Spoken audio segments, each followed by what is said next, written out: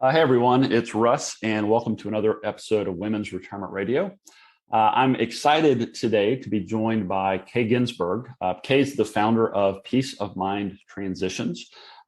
She has created a really interesting and I would argue super important and valuable business. And so I'm really happy that she's joining us today, and we're going to get to share a little bit about who she is and what she does. So Kaye, welcome.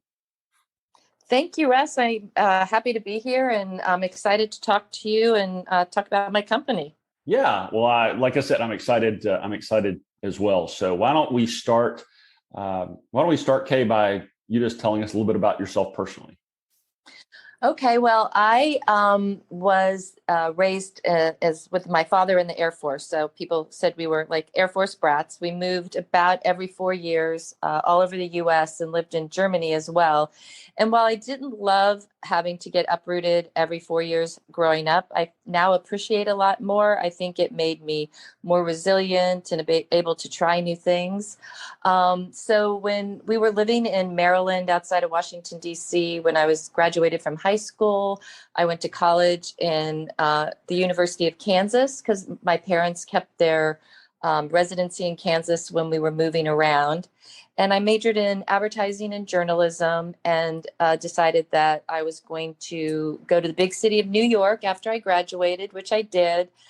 Worked in some ad agencies, ultimately moved into publishing. I was marketing director of Condé Nast Traveler magazine. I met my husband, who's a New Yorker. We had our first child and actually our second one as well. And we were commuting from Connecticut, and it was just long hours of working and commuting. And he had a great opportunity for a job here in Atlanta. And so we moved down here, and I took the opportunity to take some time off from working and was a full-time mom raising our three kids, which I feel very privileged to have been able to do, and was just, super volunteer and doing a lot of things like that. And about 6 years or so ago, my mom needed to move into senior living. My father had passed away suddenly. She was showing signs of dementia and not able to live at home anymore. And the community that we moved her into in Maryland referred us to a great company that were senior move managers that helped us with the entire move process. And I just thought it was the most helpful, amazing service. And I just got interested in it, started helping some of my friends. My husband convinced me to start my own company. So I sort of say I'm an accidental entrepreneur. So I started Peace of Mind Transitions, thought it would just be me and a few friends. And over the past 5 years, we've just grown to a much larger company because, as you said, there's just so much demand and so much need. And we just love what we do. Wow. Well, so A, thanks for sharing all that. I think we could probably spend all of our time talking about your travels growing up, your work at Condé Nast, and some of the other things you shared. So maybe we'll have to have you back for a part two at some point. But yeah, I love that. But yeah, I'd really like to learn more about your company and kind of more generally about senior move management. Like, could you, for our listeners, could you just maybe explain a little bit more about generally what that means, and maybe give an example or two of where it might make sense for someone to reach out to you and Peace of Mind Transitions? Yeah, that's great. One of the biggest challenges we have as an industry is people just don't know we even exist. I'm actually a member of the National Association of Senior and Specialty Move Managers. There are companies all across the US, in Canada, even in Europe and Australia. So it's really growing. And what we do is we help older adults and their families through the entire relocation process. And that can include downsizing and organizing prior to the move, literally going through cabinets and closets or attics and garages to sort what you're going to keep and what you won't be keeping. We have an interior designer on staff who does floor planning and interior design. So we know exactly what you currently have that's going to fit in the new space. Our team does all the packing because we pack so that when we are unpacking, it's very organized, which is a little bit different than a moving company. We do work with local moving companies because they are the ones that do all that heavy lifting, and they transport everything from one location to the next. And then we're there to manage that process and unpack. And we completely unpack the home and set up, organize the closets and the cabinets and hang the art and wall mount TVs and hang window treatments. Whatever needs to be done, we can make it happen. So literally our clients can leave a completely settled home and walk into their brand new, completely settled home, which is just a really big deal. It's just people that should think about reaching out to us, or anyone who's just even getting ready or starting to think about downsizing. Because most of the time we're working with people that have lived in a big home for a long time, and they may be moving to a condo or a townhouse or a 55 plus community or some senior living. We work with a wide range of clients, but it's anyone who's feeling overwhelmed by the thought of moving.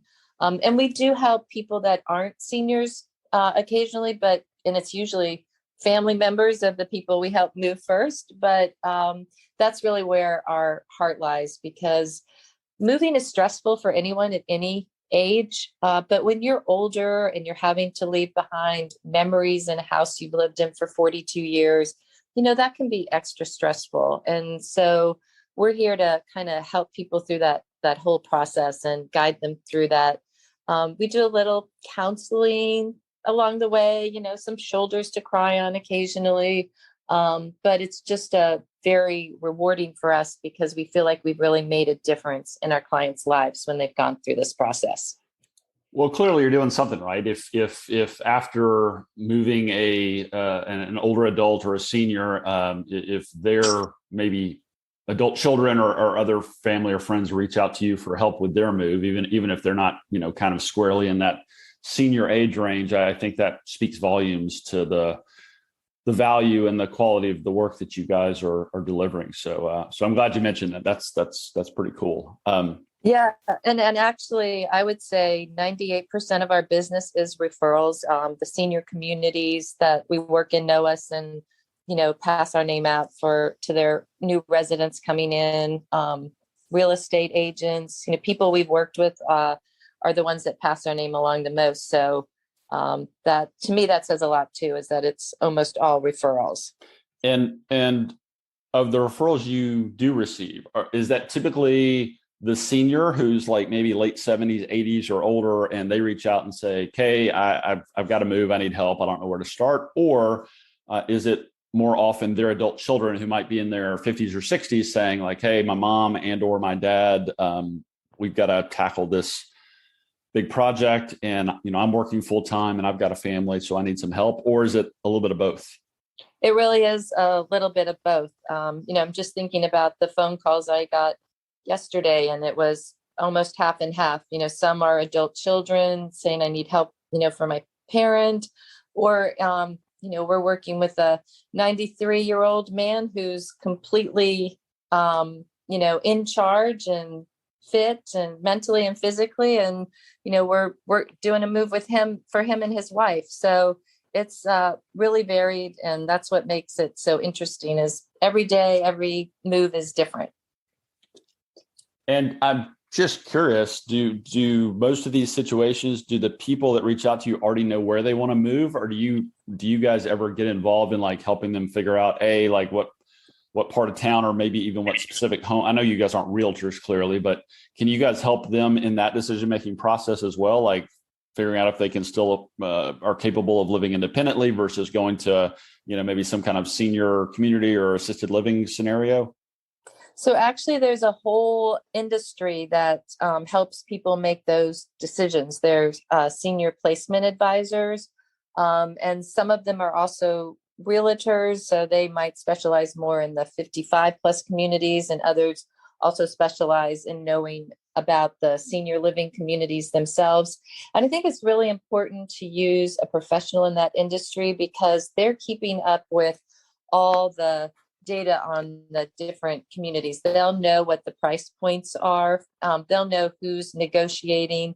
They'll know if anybody has licensing violations, whose staff is turning over, and it might not be a good time to move.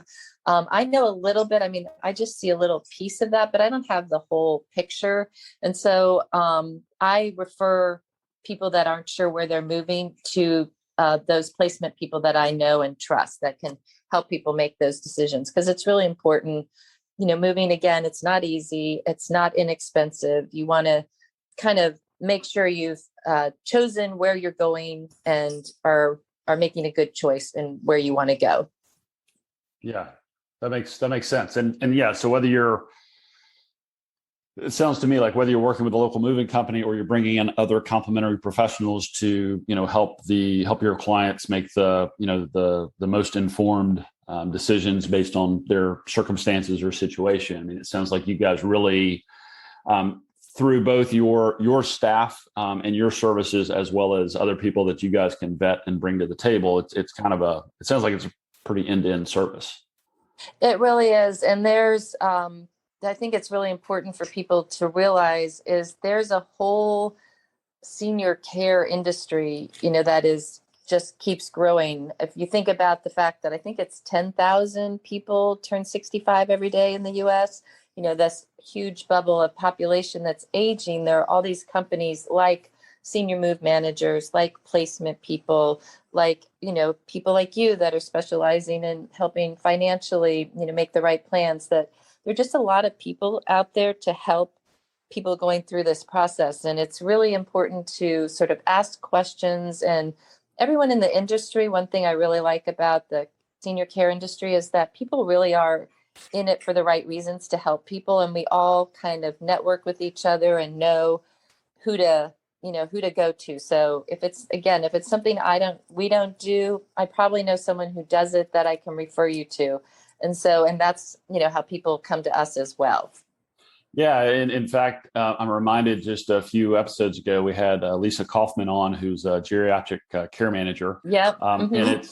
And it's just so interesting to discover all of the specialty services and subject matter experts in these relatively specific, service providers or addressing specific needs within the senior community specifically. And clearly, you and your company, Kaye, are providing a huge service for something that's super important. As you pointed out yourself, I mean, regardless of age or circumstances, a move is a big deal. It can be overwhelming and quickly take on a life of its own. And I think that's probably only magnified as people are older. They've maybe been in the same house for, years, if not decades. They've got a lot of stuff they've accumulated. So I think I think people can probably identify with or are pretty familiar with what's involved there. But from your perspective and your experience, what would you say is the biggest challenge that you and Peace of Mind Transitions help people address or solve? Yeah, I think there's kind of two big challenges, and I sort of alluded to it a little bit earlier, the first one, and you just mentioned it. A senior move, when people are moving at a later age, is often predicated by another stressful event, like the death of a spouse or a change in mental or physical health. So it's a really difficult time. And so I feel like we are dealing with people's emotions and a lot more than you would in a typical move. So we have discussions like, this is the last move I'm ever going to make. And, I'm leaving this home with all these memories. And so we spend a lot of time. I've done some training with our staff to really help work with people and just bring the compassion and understanding, that needs to happen when you're going through a move like that. And the other big issue right now is what to do with the things that aren't going with them. So we're kind of in an interesting phase right now in the US that there are two generations downsizing at the same time because we're all living longer. So we have people in our 80s and 90s that are moving into even independent living for the first time. And that generation saved all of their parents' things, their furniture, their china, They loved getting it and they want to pass it down. But we have people in their 60s and 70s, empty nesters, they've been successful. They've filled their own homes. They've accumulated things. They don't really want all the things that, might be coming their way from their parents. And then we have the millennial children and grandchildren who are much more minimalist and don't want a lot of stuff in their house. So the problem becomes what happens when family doesn't want, the 3 sets of china that the grandparent has been saving from her family, her husband's family, her own china. What do you do with the big furniture, the heavy dining room tables and the china cabinets and the big TV armoires that aren't popular anymore? And then with the pandemic last year, people were downsizing who were just at home and had, that was what they were doing. So there's just this flood of things on the market. And so people spent a lot of money on furniture and they're not going to get that same price point back or even be able to sell it. Big, beautiful desks. Sometimes we even have trouble donating them. So that's really a big challenge that we have when we work with our clients is finding a new home for things that aren't going with them. So, the estate sale companies, you look around, there are probably 20 estate sales going on around your neighborhood each weekend. And the consignment stores are feeling overwhelmed and they're very specific about what they'll take. So, we're just trying to be creative and get things to people who need it, who don't have as much, and get things donated and reused. Yeah, I'm reminded when you and I met and had coffee a few weeks back, I think we spent a few minutes talking about that very issue. In fact, I think I might have mentioned, I think my mother-in-law has multiple sets of china that she assumes that my wife and her other 2 daughters, want, and I don't think that's the case. Right. And that's just one small example. And then I'm also reminded too, I don't know the stats, but I think the self-storage industry is continues to grow at a blistering pace, which just kind of speaks to the fact that people are accumulating stuff or stuff's being handed down and they don't have a place for it. So I'm glad you mentioned that, because I think that's a bigger challenge than maybe many people would recognize. And I suspect you could probably speak to this, but I suspect it's probably helpful to have an objective third party like you guys come in and help through that process, as opposed to the adult kids, having to basically, maybe disappoint at some level their mom or their dad, and just, telling them no, we don't want all this stuff. I gotta think that's probably a delicate conversation to have, but I would think there's probably a lot of value in you guys being involved and almost being able to sort of serve as a quasi mediator in figuring all that out and kind of navigating that conversation. Yeah, absolutely. We're having an independent third party definitely makes a difference in a lot of cases. And just back to the storage units for 1 minute, I listened to a podcast the other day and they said that there are more storage units in the US than there are Starbucks and McDonald's franchises. So that just proves your point. That was kind of shocking to me. Holy cow. Yeah, that's crazy. But going back to that independent kind of person in the mix, and I'm sure you see that in your industry too, there's all sorts of different family dynamics going on, and people's feelings from something mom said 20 years ago resurface when you're trying to divide up things among the family. So, we do try to come in and be impartial, and, we're always on our client's side and trying to, do what's best for them, and, kind of just keep everything calm around them, and try to help people make decisions that are right for them. And, let the rest of the family dynamics play off in the background, and let's just make this move as easy as possible for the people that are moving. Yeah. Yeah. Well, I think clearly we've clearly made the case that, this is a big deal. It can be challenging at a minimum, more likely overwhelming in many cases. So instead of just focusing on the issue or arguably the problem, why don't you share with us one or two of your favorite client success stories that you've experienced over the last few years?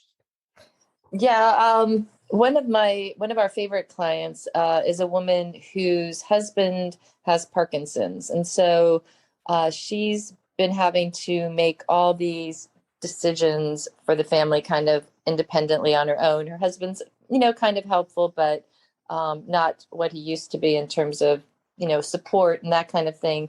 And they were living in a house that had a lot of stairs. They just made the decision to move to a senior living community into a cottage. It was all one level. That wasn't going to be an issue for them with stairs, and that she could get some support and help and have other people around her. And so I met with her and I told her about all our services and how we could get her moved quickly and that we'd get it all set up and that we'd literally pack one day, move the next, and you'd be able to move in. And she tells me afterwards that she was very skeptical, but we came highly recommended from the community. So she's like, I need the help. I'll just go with these people and, see what they do. So we came in and we did, we always pack the day before the move. So we were packing and she was like, who knew that packing China could be so much fun? And it wasn't like we were throwing a wild and crazy party, but it's just a group of mostly women that all enjoy being with each other, enjoy our clients, like what we do. So it just was a pleasant experience for her. It wasn't just, a bunch of strange guys, surly guys coming in and packing. And the next day, the movers came, loaded the truck, drove over to the community. She popped in probably in the middle of the day, saw total chaos because there were probably 4 movers unloading furniture, 4 or 5 people on my team unpacking and hanging art, get everything done. She said she walked away. It's like, yeah, never happening. They're not going to be done today. She came back probably about 5 o'clock and we were pulling the last boxes out, the last packing paper, vacuuming to, make sure the floors were clean. Pictures were on the wall, cabinets were organized, the bathroom was set up. I mean, literally the beds were made, lamps were on, and she just burst into tears. And she just still says to this day, she couldn't believe that we did it in one day and was just so incredibly happy. And, and that's really what we want to do is make that move and make it so easy that you literally walk out of one home and into the next. But what I also love about this story is we also help, like I mentioned before, with our clients with managing what to do with what's left. And so she was lucky because they're moving into a cottage. So they took more furniture than you might into an apartment. And her family actually took some furniture. So there wasn't enough left for an estate sale. But we have connections with people who maybe have a booth at an antique store or do consignments or whatever. So I had one of our guys come in and he kind of went through our stuff and he found a sterling silver butter dish that he ended up selling for $800, which, none of us ever expected, but it was along with some other things. For a butter dish. A butter dish. Yes. So she was so excited about that on top of everything else. And I can't promise that kind of result for everybody. I always hate throwing that story out there because then everyone expects that. But it just shows that, we take the time, we try to get the right people in to help you. We're going to not just toss everything out the door. If there's a butter dish to be found, we're going to have someone to find it. And we just take that kind of care with our clients. And so that's a great story. I love working with, women in their, late 80s and 90s. They are so full of character and great stories. I've learned so much history of Atlanta through them. My husband loves telling a story. We were moving a woman who was 99 at the time. This was a year ago. She's still with us. I just saw her recently. And she lives in a community that had to do some repair work. So we had to go through and move people out of their apartments for a few days and then back in. And we took pictures of how everything was exactly set up and we put everything back exactly where it was. And she called me after we moved her back in and said, I'm missing a stool that was in my closet and my computer's not hooked up. So I actually grabbed my husband because he's much more tech savvy than I am. We went over in an evening and I found her stool. It was actually right where it was in the closet before. She just couldn't see it.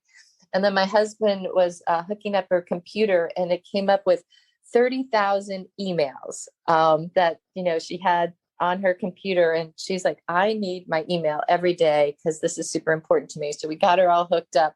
But I just love that she's 99, she's now 100, and still loves her emails and needed to be connected with her outside world.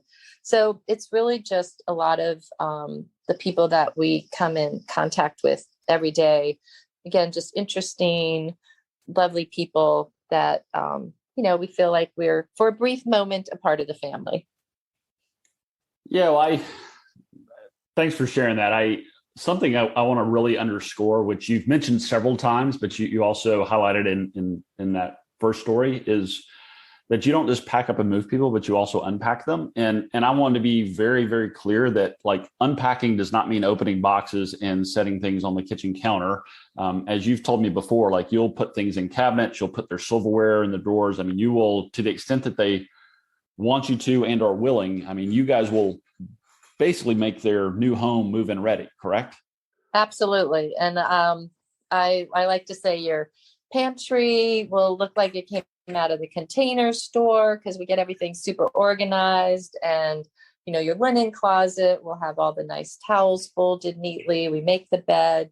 We talk to our clients before we do the kitchen to say, where do you like your dishes, near the microwave, and your glassware near the refrigerator, or whatever it is. We put in pull-out drawers a lot of times because, some of our older clients are not very tall and have limited mobility. They can't reach very high on the counters, the cabinets above the counter. So we'll put in pull-out drawers in the cabinets. And why can't you have your plates in a pull-out drawer instead of up in a cabinet? It's easier for you to reach. So we'll do a lot of things like that, really understand what our clients' needs are, how we can make their lives better. We'll adjust the height of closet shelving and rods so it's easier for people to reach, or if someone's in a wheelchair now. So all those things we take into account and literally, like you said, unpack and truly set up the new apartment. A moving company is going to tell you they pack and unpack, but the way they pack is they want to bring as many big boxes as they can and fill them up. They don't really care where anything is going in the new place. And then if they're going to unpack, they just take everything out, like you said, put it on a counter, put it on the floor, and take all the packing materials away, which is, fine. That's what they do. But when we pack, we use smaller boxes, and everything in that box is going to the same location. So, and it's clearly labeled. We might say china cabinet, right-hand side, third shelf. So when we come to unpack, that's going back into that china cabinet, right-hand side, third shelf. After we dust the shelves off, I say everything looks so much nicer after we've been there because everything's been cleaned. Hasn't necessarily been dusted in the past 20 years. And then again, organize all the cabinets, all the closets, and you literally walk in and can just start enjoying living in your new home. You're not surrounded by boxes. Yeah. And you mentioned you're in Atlanta, like I am. Do you and your company primarily serve the immediate Atlanta area? Yep, we cover the whole Atlanta metro area, but we're part of this national association. So we work with clients that might be moving from another state here to Atlanta, and we can partner with another NASM, our national organization, another member, so they can do the floor plan and the packing on their end. And then the mover comes here, we meet the truck, we do all the unpacking on our end. And we can do the same thing for people that are leaving Atlanta and moving across, into a new state. We just help somebody move to Oregon. So again, we can help all across the country and even internationally. Wow. That's an impressive that you're plugged into that network. So you can obviously partner and extend your services for people that are moving in or out of state or in or out of the Atlanta metro area. And Kaye, like how, generally speaking, like how do the economics work? So let's say someone is referred to you and they say, Kaye, you come highly recommended. I need your help, or we need your help. Do you basically, schedule a meeting, a consultation, and give them a quote, or do you guys kind of like a a pricing schedule, or how does that typically work? So everything we do is on an hourly basis. So I always do a complimentary in-home consultation to really discuss what the client needs, kind of get an idea of the scope of work. And then I provide a written estimate based on, the number of hours I think it's going to take. And I break it down. So I'll say floor planning, one person, 2 to 3 hours, or 5 to 7, depending on if they need some personal shopping as well. And then downsizing, and then packing and move management, unpacking. So it's all pretty clear for the client to see. And then I send that estimate, and then we have a discussion, and they'll say, great, I want you to do everything, which we love. Or they say, okay, I'm going to do this and this, and my family's going to help me with that, but I want you to do all the basic packing and a little unpacking. And that's fine too. We customize every job to the client. There's no set package that you have to buy into. Got it. Yeah, that's helpful, because I'm sure people listening to this that's probably one of the questions you're going to have. So thanks for sharing that. Kaye, as you know, this conversation and this podcast is ultimately all about retirement planning for women. And I think it's great that you're a women-owned business, and most of your staff are women. And as we both know, women typically outlive their male partners or spouses. And so just in our conversation, there's this kind of recurring idea of women. And so I'd love to tie our conversation and the work you're doing kind of back to this idea of retirement. So I'd like to start by asking, like, when you personally think of the word retirement, what comes to mind for you?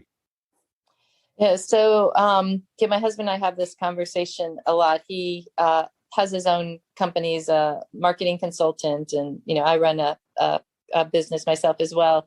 And neither of us picture us sort of retiring and just playing golf and tennis all day, which of course we both love doing that. But for us, retirement is still doing what we love, but not as much of it. So still being involved in our businesses in some way, like, I'd like to be still involved, maybe doing some sales, but not running everyday business, and having the opportunity to travel and not work as hard every day, and just having a little bit more free time.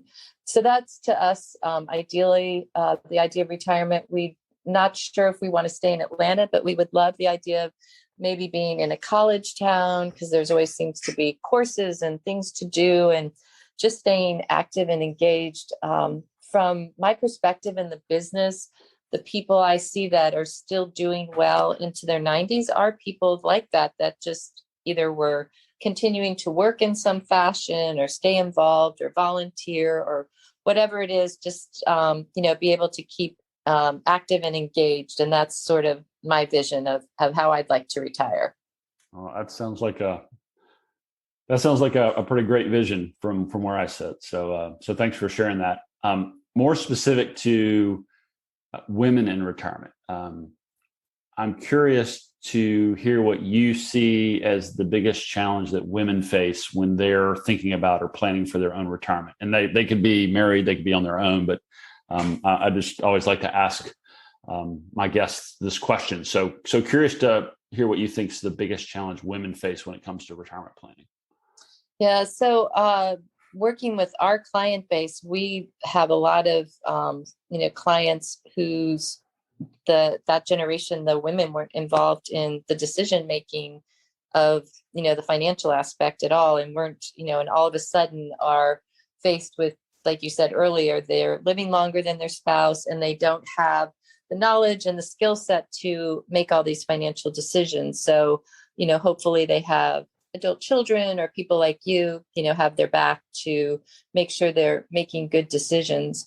I think that's changing. I think more of my friends are definitely more involved. I think it's important to make sure you have all your plans in place.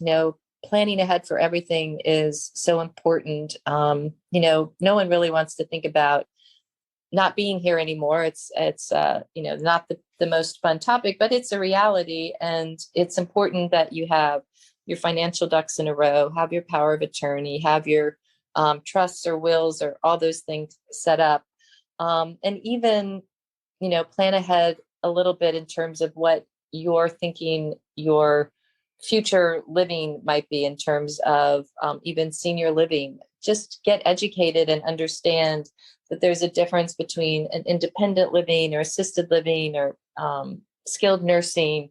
So there's nothing worse than, and this too, than making decisions in a crisis. Then you're not able to have all your options. You're not thinking clearly. So I just think planning ahead is really important, and understanding, what you have and what you need and kind of where you're going.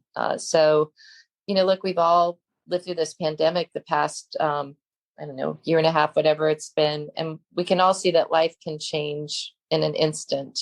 We don't know what's going to happen tomorrow. So at least having some things prepared for whatever things might come your way, I think is really important. Well, I couldn't agree more. I think whether we're talking about retirement or just life in general, I think there's certainly value to, thinking ahead and like you said, hopefully being in a position to make some decisions kind of in calm times. So you're not, don't have compromised decision-making or thinking skills because you might be in the midst of a stressful situation or an emergency or whatever the case may be. Kaye, I'm really interested to hear your thoughts on this because I know a lot of your clients, especially women, are going to be older, 80s, 90s. And you've given a couple of examples of women in those age ranges, but I'm interested to hear how you think that your work through Peace of Mind Transitions impacts women and their families as they plan for or make the transition into retirement. So that might be the adult children of your clients or maybe some of the younger folks you've had an opportunity to work with. But I'd be curious to just hear what kind of impact you see you and your company making on women's retirement.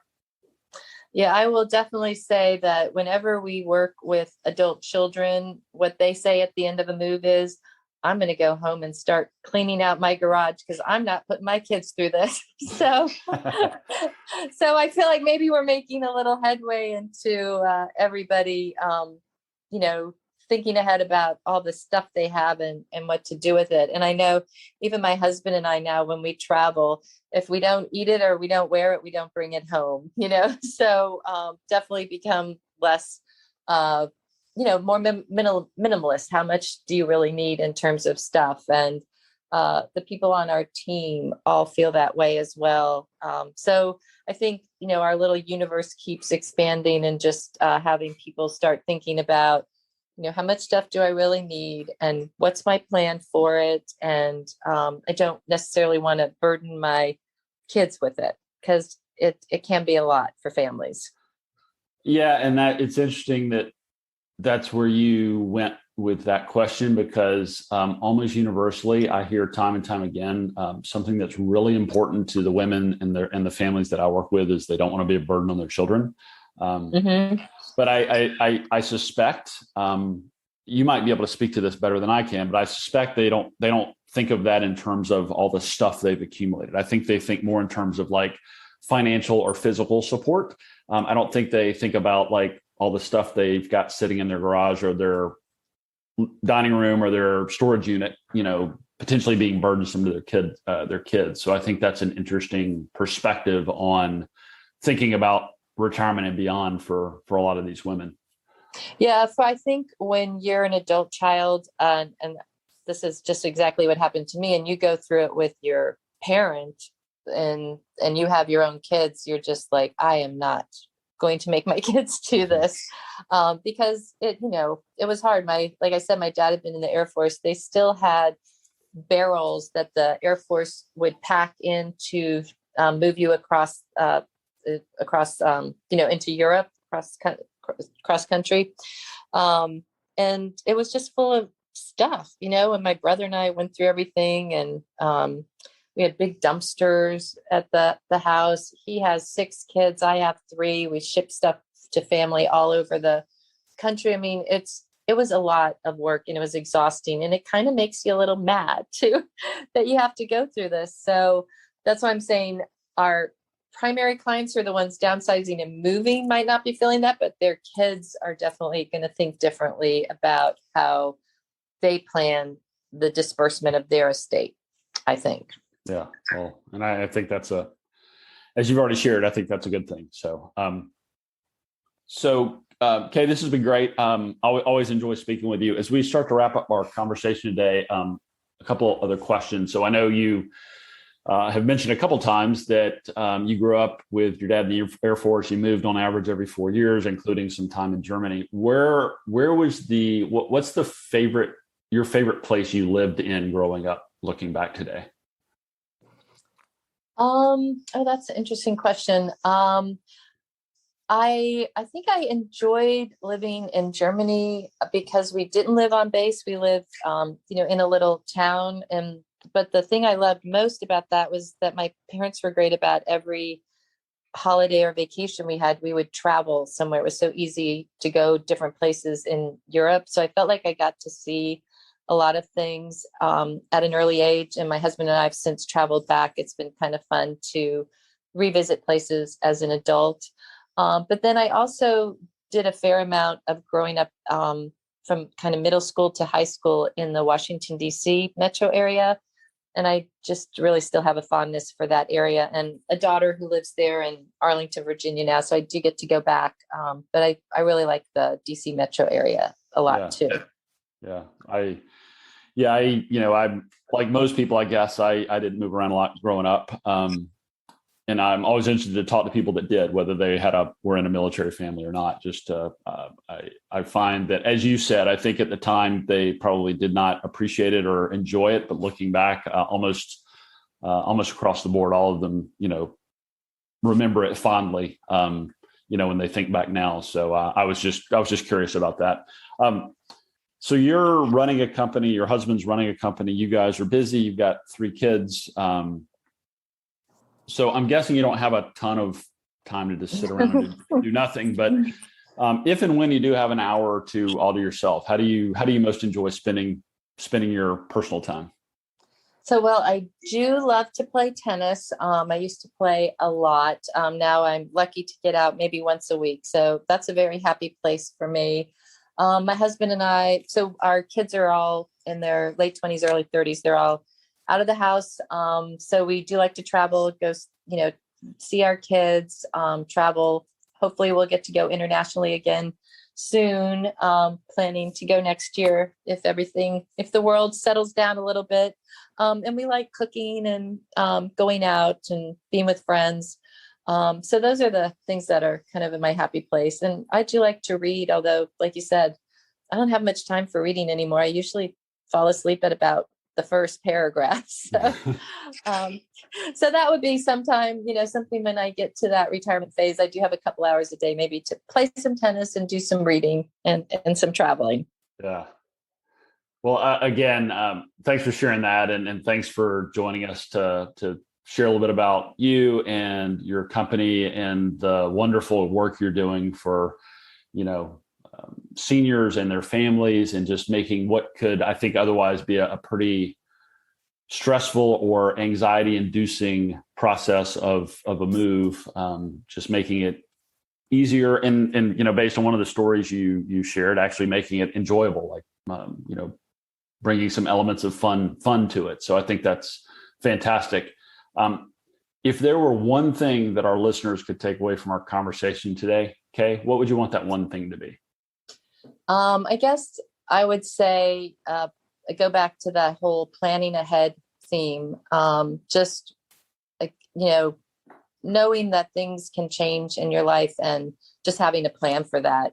And also just knowing that there are all these resources out there as you age. And if you call me or you or Nancy Kaufman or other people you've interviewed that work in this space as well, we'll all be able to connect you to somebody else. So don't be afraid to reach out and ask questions. And if there's an area you think you need some help in, there are definitely people to help you. I couldn't agree more. There are a lot of great people in doing great things, but you've got to reach out and identify what you need and who's the best person to kind of help you with whatever you're facing, whether that's a move or retirement planning or, picking, exploring and selecting the best, living situation for your circumstances. So I think that's a great place to wrap up our conversation today. We'll be sure to include in the show notes, a link to your website and your LinkedIn profile and things like that. But what's the best way for people to learn more about peace of mind transitions, or maybe to reach out if they'd like to talk to you about any of this information? Yeah, the website is a really great place to start. I get a lot of feedback from people that it really explains what we do, have some pictures of our team, so you'll see who's, doing the job. And our phone number is on there. It's, or email. You can email through the website, call us. We're always happy to talk to you and help you in any way we can. Yeah, and again, we'll include all of Kaye's links and website and things like that in the show notes. But for anyone listening, the website is peaceofmindtransitions.com. Did I get that right, Kaye? That's exactly right. peaceofmindtransitions.com. And the phone number is 404-862-4271. Awesome. Okay. Thanks again. This has been great. I feel like we could probably easily talk for another hour. So like I mentioned earlier, we'll have to have you back to continue the dialogue at some point, but really appreciate you joining us. Well, thank you. I appreciate being here today and all you do for women as well. Thanks. And everyone listening, thanks again for joining us. This is another episode of Women's Retirement Radio, and we look forward to catching up with you again next time. It's Russ again. And before you go, I want to provide a brief disclosure.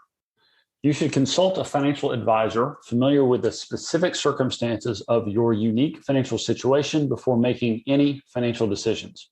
Nothing in this broadcast constitutes a solicitation for the sale or purchase of any securities. Any mentioned rates of return are historical or hypothetical in nature and are not a guarantee of future returns. I'm a financial advisor and an investment advisor representative of WealthCare Capital Management, LLC, an SEC registered investment advisor based in Richmond, Virginia. The views discussed in this podcast are my own and may not be consistent with or represent those of WealthCare Capital Management.